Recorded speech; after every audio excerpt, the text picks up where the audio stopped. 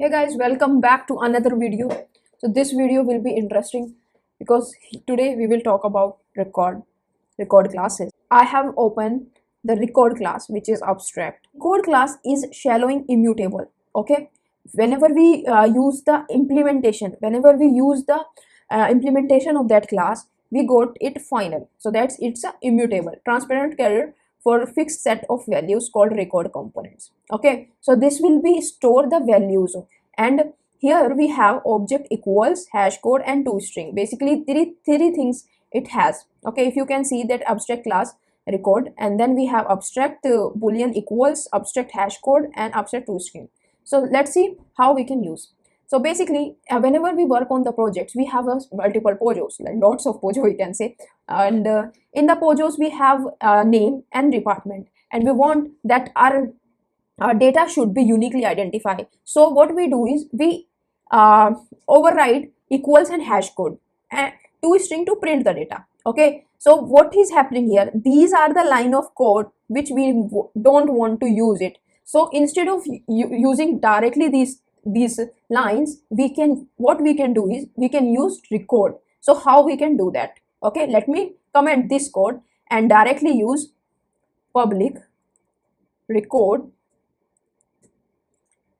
Let's suppose person, okay, string name and string department, and that's all. Okay, so that's it. These line of code we can make just this using the record keyword.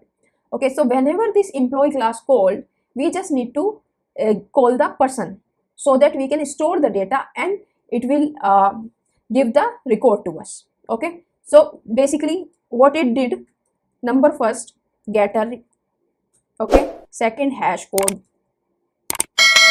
third equals,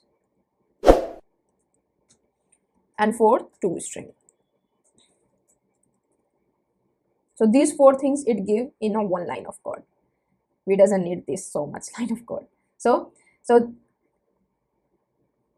this is the benefit of using a record. Okay, now how we can use it?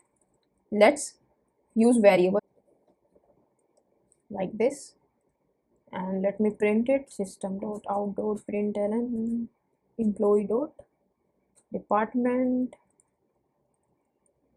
employee.name. Okay, so let me run this IT XYZ, and if you want toString method, let's see,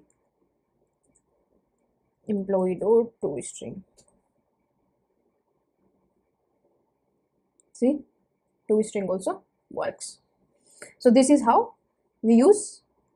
Basically, I created a variable employee where I define employee class which we have created, and then I directly code person which we have a record. Okay, and then from the object we have created employee, we get the department name and the toString method. Directly it work, and we get rid of this line of codes. Just use record keyword. Okay, so that's all. Hope you enjoy and learn something new today. We will see you in the next video. Thank you so much for watching. Bye.